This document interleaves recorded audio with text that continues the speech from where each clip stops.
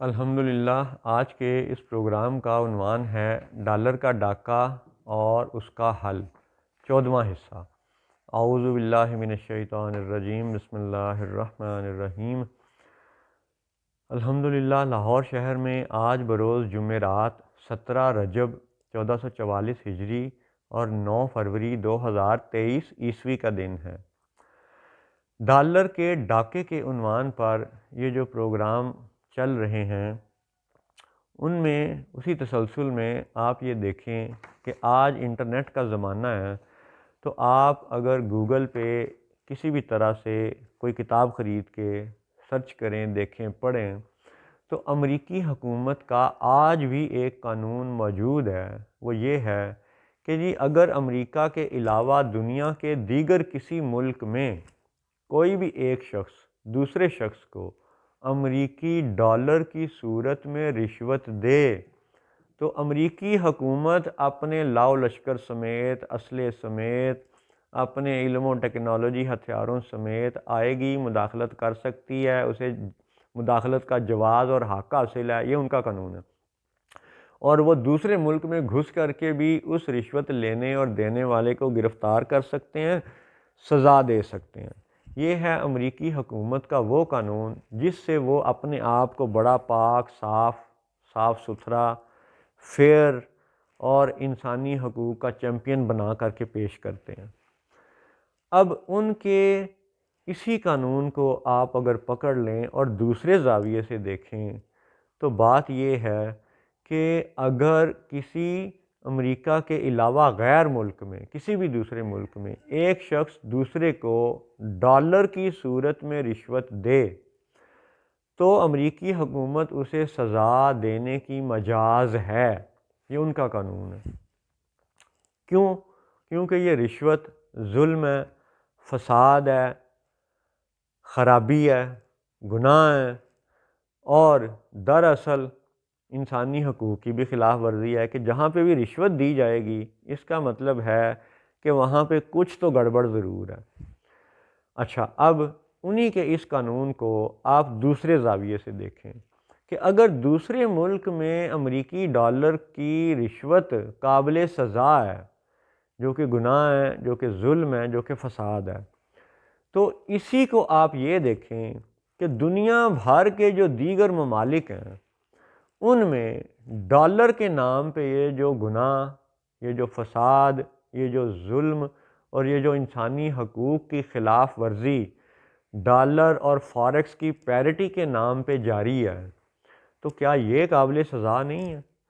اگر امریکہ کا یہ قانون ویلڈ ہے اور انہوں نے اپنے طور پہ اس کو ویلڈ رکھا ہوا کہ جی کسی بھی غیر ملک میں ایک شخص دوسرے کو امریکی ڈالر میں رشوت دے تو وہ قابل سزا ہے، تو اسی بات پہ ہم یہ بھی تو عرض کر سکتے ہیں نا، ہمارا حق ہے کہ بھئی پھر دوسرے ملکوں میں جو ڈالر کے نام پہ، فاریکس پیرٹی کے نام پہ ظلم ہو رہا ہے یہ بھی قابل سزا ہے۔ تو جب یہ بھی قابل سزا ہے تو اس کا مطلب ہے کہ یہ سب معاہدے بھی ختم کیے جانے کے لائق ہیں، یہ ختم ہونے چاہیے۔ اب ان کو ختم کون کرے گا؟ ظاہر ہے یہی کریں گے بندوق والے، قلم والے، ترازو والے۔ اور کل کی اخبار کی خبر ہے، ڈان اخبار کی، کہ جو دیگر اخبارات میں بھی، کہ جو کوئی سوشل میڈیا پہ یا کسی طرح سے بھی عدلیہ کے خلاف یا فوج کے خلاف کوئی غلط بات لکھے گا، کرے گا، تو اس کو 5 سال قید کی سزا دی جائے گی۔ یہ قانون بنانے جا رہی ہے جی پاکستانی کابینہ۔ یہ وہ کابینہ ہے اور یہ وہ لوگ ہیں جن کو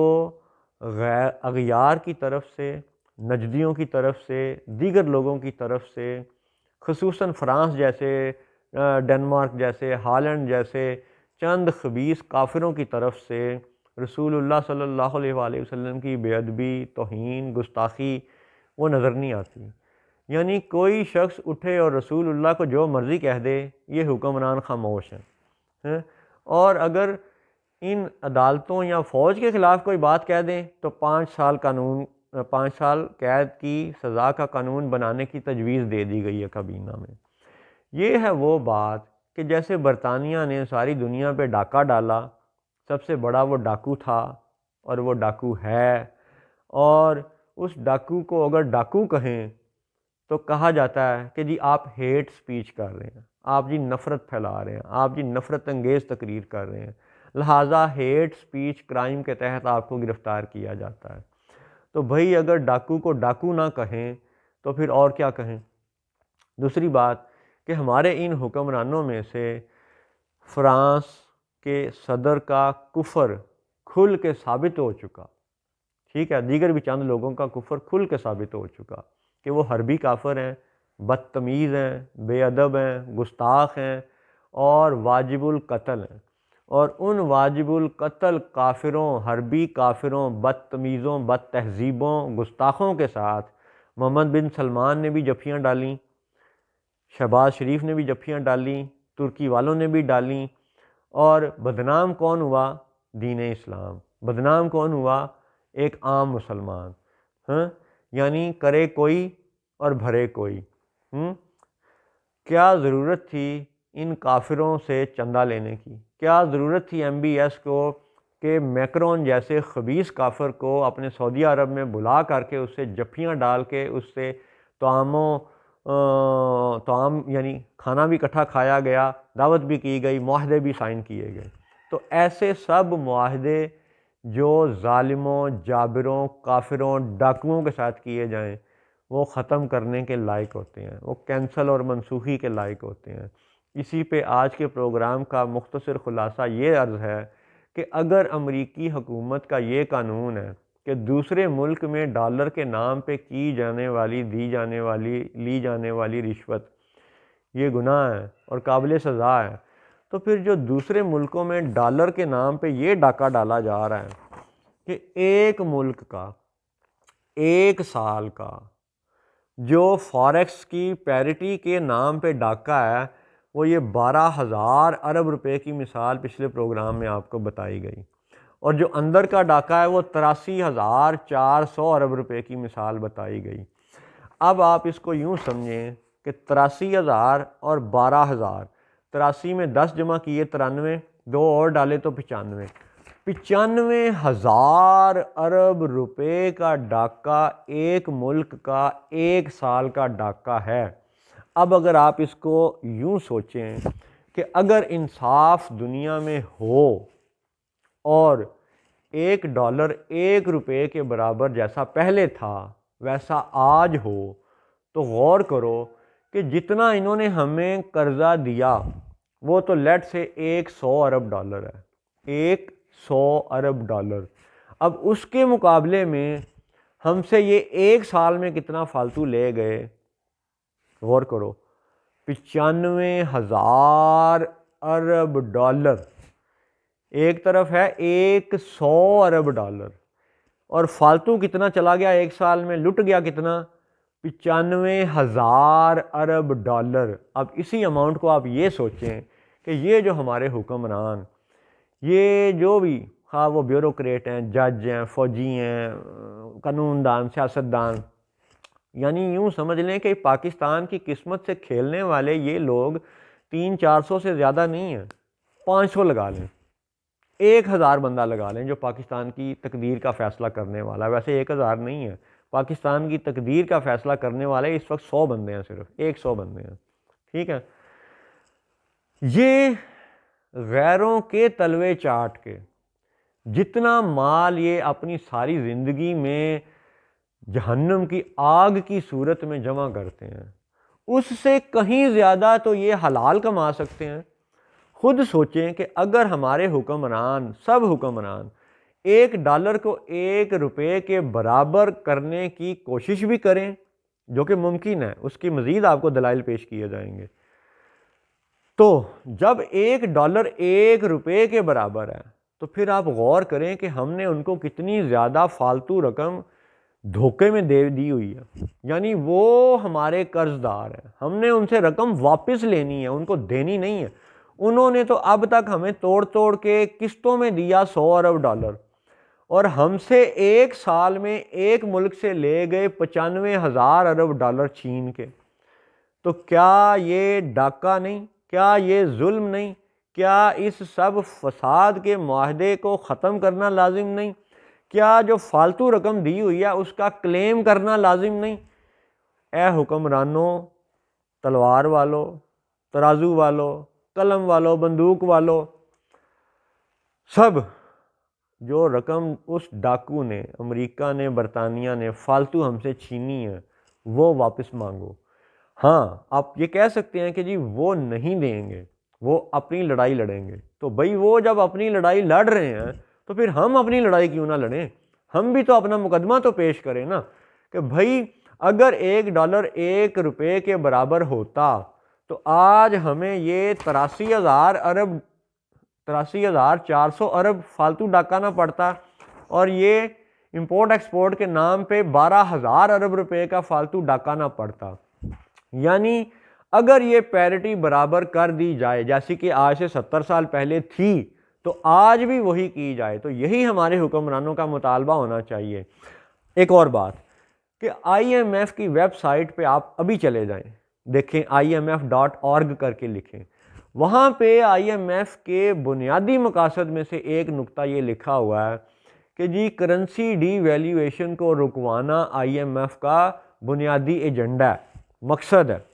تو بھائی جب تم خود IMF والو اپنے بنیادی ایجنڈے سے پھر رہے ہو، دجل کر رہے ہو، کولو فیل میں تضاد ہے، 180 ڈگری کا فیس شفٹ ہے، کہتے کچھ ہو کرتے کچھ ہو، اور آ کے پاکستانی حکمرانوں کو یہ مشورہ دیتے ہو اور زبردستی بینکوں کے ذریعے، انٹر بینک ٹریڈ کے ذریعے، فارکس ڈیلرز کے ذریعے، اپنے اس جتھے کے ذریعے، اپنے اس حزب الشیطان کے ذریعے، اپنے اس ظالم گروہ کے ذریعے دنیا بھر کے کروڑوں اربوں لوگوں کو خون پسینے کی کمائی نچوڑنے چوسنے پہ لگے ہوئے ہو، ڈاکے پہ لگے ہوئے ہو، تو جب IMF کے ایجنڈے پہ یہ بات ہے کہ کرنسی ڈی ویلیویشن کو روکنا اس کا بنیادی مقصد ہے، تو پھر IMF پاکستان کو کرنسی کی ڈی ویلیویشن کا حکم کیوں دیتا ہے، مشورہ کیوں دیتا ہے؟ یہ دونوں مشورے آپس میں، ان کا ایجنڈا اور ان کا مشورہ یہ متضاد ہیں، لہٰذا منسوخ کیے جانے کے قابل ہیں، کیونکہ یہ دجل کا زمانہ ہے، یہ دجل کا زمانہ ہے، اور ہر دجل کو روکنا قرآن پاک کے، حدیث پاک کے نور سے ممکن ہے، اور یہ ممکنات آج بھی ممکن ہے کہ بھائی اپنا مقدمہ تو پیش کرو، وہ دیں گے یا نہیں دیں گے وہ تو ایک بعد کی بات ہے، اپنا مقدمہ تو پیش کرو۔ یعنی اس حقیر کا نقطہ نظر یہ ہے کہ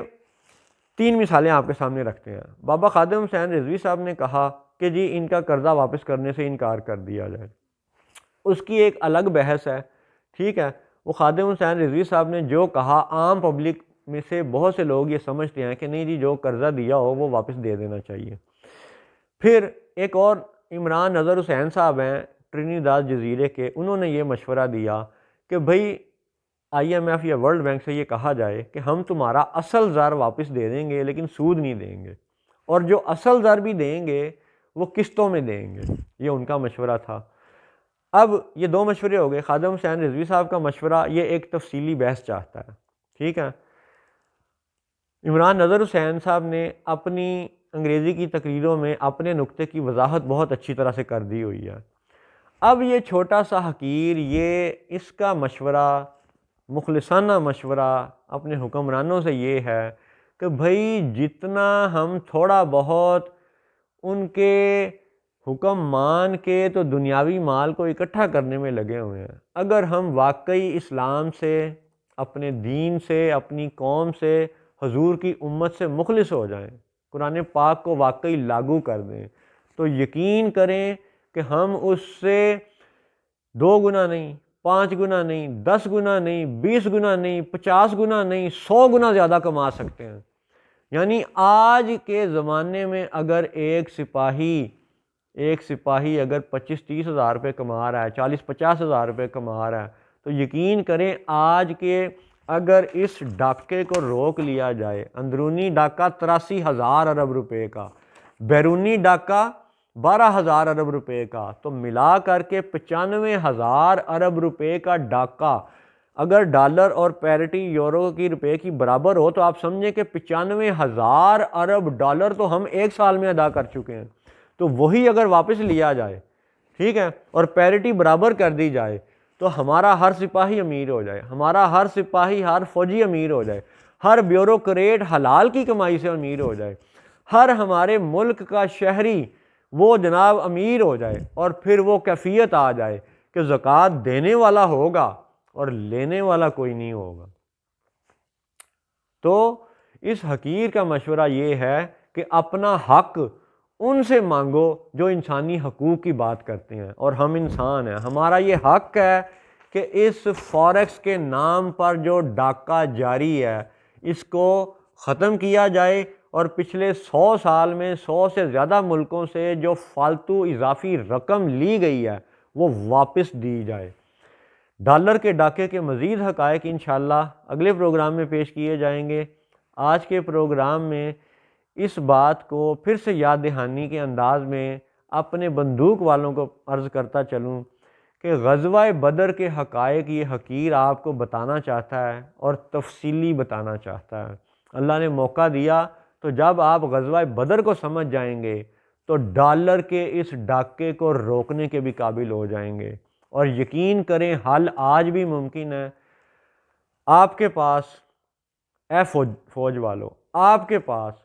وہ اللہ نے اختیارات، قوت، علم آپ کو وہ سب کچھ دے دیا